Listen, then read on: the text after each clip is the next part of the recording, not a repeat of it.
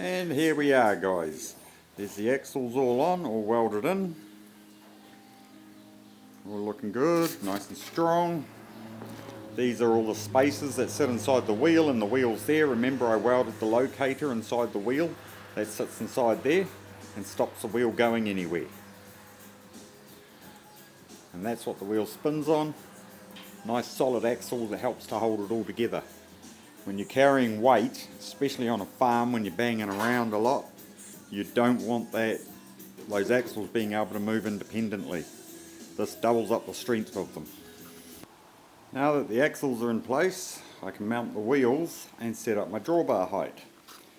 This is a old clothesline pole, heavy enough, but I'm trying to keep the weight down, so I didn't want to go too heavy and put in that great big piece of 75 by 50 there, which is about 4 or 5 mil thick. It's quite a heavy bar. This is a lot lighter, and I'm doing a small light trailer so that it can be easily moved around by a small 60 kg girl. So I've done that.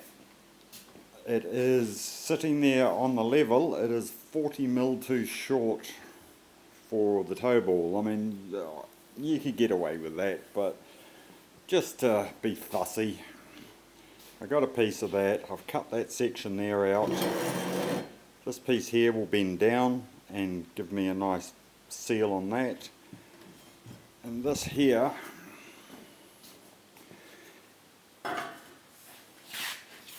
will be welded on there and the drawbar mounted on that.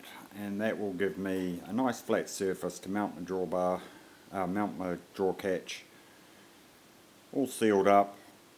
The bottom's cut open so it's coming down. It should be around about 40 mil off the top. So that'll be about right.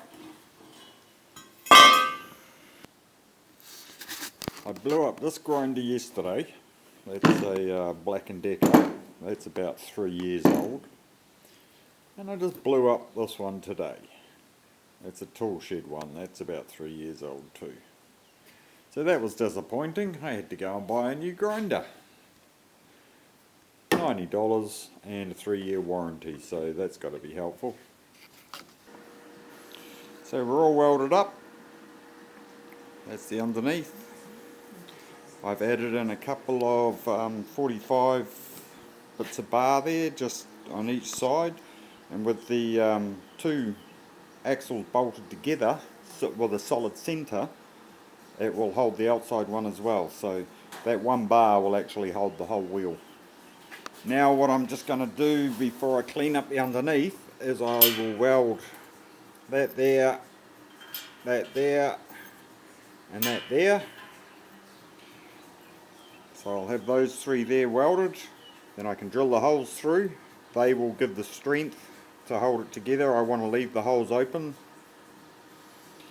and spray some these bars are sealed on each end, so there's no breathing. I want to give them a little bit of breathing, as well as I want to spray some rust preventative up inside there.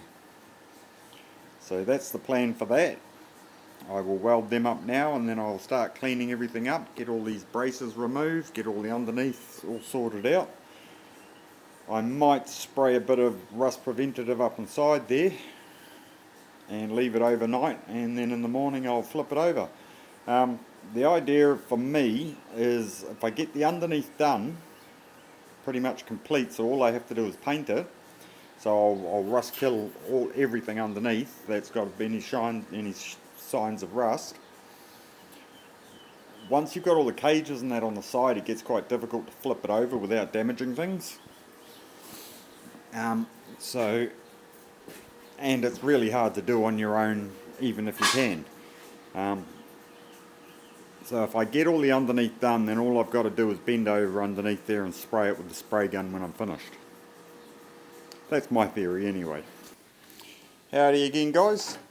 So I've cleaned it all up. She's all ready for a rust kill. I've drilled the holes. This here goes in here. And I can spray up inside. I can spray up inside this in either direction. I might just put a bit of copper pipe in the end of that so I can get a better angle. And that will coat the inside, and I'm going to use a rust kill that dries into an etch.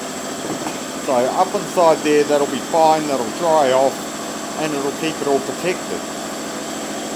Now there's a trick here that when you're welding this light gauge shit, you can have all sorts of issues. The issue I've got at the moment is when I welded those 3 lugs on the bottom, this is bowed completely. About 5mm out, and that's enough to throw my wheels on a reasonable angle facing inwards. I'd rather they were on an angle outwards. So what I'm going to do is I'm going to flip it over, chuck the 2 outsides on a piece of 6x2 and smack it with a hammer.